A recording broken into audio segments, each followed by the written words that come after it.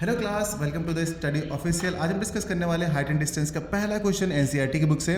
और अपना पहला क्वेश्चन है, a circus artist is climbing a 20 metre long rope which is tightly stretched and tied from the top of a vertical pole to the ground and find the height of the pole if the angle made by the rope with the ground level is 30 degree. See in figure, यानी कि हमारे पास ये figure दे रखा है।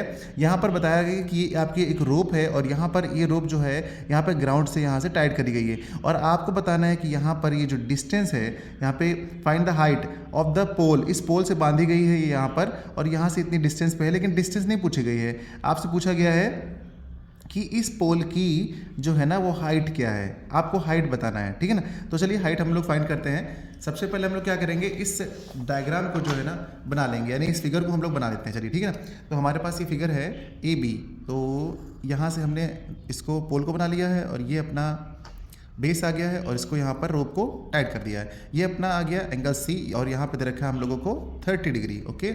और ये रोप जो है ये है आपकी 20 मीटर लॉन्ग और ये है ए पॉइंट और ये है बी पॉइंट, यहाँ पर ये 90 डिग्री है। चलिए ठीक है। और हमसे पूछी गई ये हाइट ए बी, यानी ये हाइट पूछी गई, इसको हम एच सपोज कर लेते हैं, ठीक है। इतना हम लोगों ने सपोज कर लिया कि हमको ये एच जो है फाइंड करनी है, इसकी हाइट फाइंड करनी है।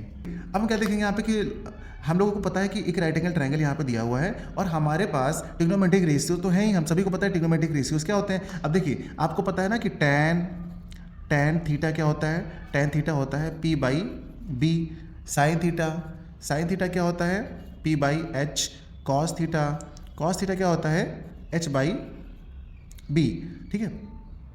तो सॉरी बी बाई एच होता है, कॉस थीटा होता है बी बाई एच, ठीक है। तो इस तरीके से हम लोगों को साइन कॉस टैन जो है ना इनके रेशियोज पता है अच्छे से। अगर हमको इनके रेशियोज पता है बच्चों, तो अब हम यहाँ पे करते क्या है कि देखते हैं कौन सा वाला इसमें अप्लाई करना है। हमको निकालना है क्या, देखिए एच निकालना है और हमारे पास गिवन क्या है, ये वाला। इसको बोलते हैं हाइपोटेन्यूज, सबसे लॉन्गेस्ट साइड है ना ये एच है, तो ये आपके पास दे रखा है इस ट्रायंगल में, ये हाइपोटेन्यूज है, यानी कि एच आपके पास गिवन है। ये हो गया एच, चलिए एच तो हमारे पास गिवन है और हमको निकालना क्या है, ये परपेंडिकुलर वाली यानी कि हाइट। तो यहाँ पर पी और एच का रिलेशन जहाँ बन रहा होगा हमको वही अप्लाई करना है। देखिए पी और एच किस में आ रहा है, टैन में तो आ नहीं रहा है, कॉस में भी नहीं आ रहा है, इसमें आ रहा है आपका साइन में आ रहा है पी एच। आपको हमेशा इन्हीं तीन फॉर्मूलाज को यूज़ करना है, हमेशा देखना है। इस हाइट एंड डिस्टेंस चैप्टर में आपको हमेशा बस इन्हीं तीनों को लिख लेना होता है और इन्हीं तीनों में से एक हमेशा अप्लाई हो जाएगा, ठीक है। यहाँ पे देखिए हमारा साइन थीटा अप्लाई हो गया, तो हम यहाँ पे लिखेंगे साइन, और थीटा नहीं लिखेंगे, थीटा के प्लेस पे हमारे पास एंगल गिवन है तो हम लिखेंगे sine 30। Sine 30 is equals to क्या होता है, पी बाई एच। तो पी के प्लेस पे कितना है, ए बी है, तो हम लिखेंगे ए बी, ठीक। और एच का मतलब कितना है, ए सी, तो हम लिखेंगे ए सी। अच्छा उससे पहले आप ये लिख लिया करिए, इन ट्रायंगल, जिस भी ट्रायंगल की बात कर लेते हैं हम लोग ए बी सी, इतना आप लिख लिया करेंगे, ये फॉर्मेलिटी के लिए है, लिखना ही पड़ता है, ठीक है बच्चों। और ये अपना पहला क्वेश्चन है, पहले क्वेश्चन का सोल्यूशन है, ठीक। अच्छा अब क्या करेंगे, अब हमारे पास है कि भाई साइन 30 अपॉन इतना आई बी इसी आ गया। अब इसकी वैल्यू पुट कर दीजिए। साइन 30 की वैल्यू कितनी होती है, साइन 30 की वैल्यू होती है 1/2 is equals to, A B आपके पास कितना गिवन है, ए बी है आपके पास एच, तो आप एच पुट कर दीजिए। और ए सी कितना है 20 है, तो आप 20 पुट कर दीजिए। इस 20 को ऊपर भेज देंगे तो यहाँ कितना आ जाएगा, 20/2 इज इक्वल्स टू एच। अब इसको इससे आप कट कर देंगे तो 2 1 जा 2 और 2 1 जा 2, ऊपर भी कट जाएगा, 10 आ जाएगा।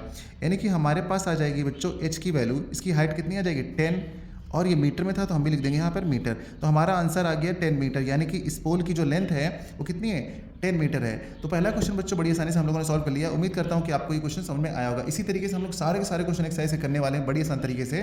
तो चलिए मिलते हैं बच्चों अगली क्लास में नए क्वेश्चन के साथ। Bye bye.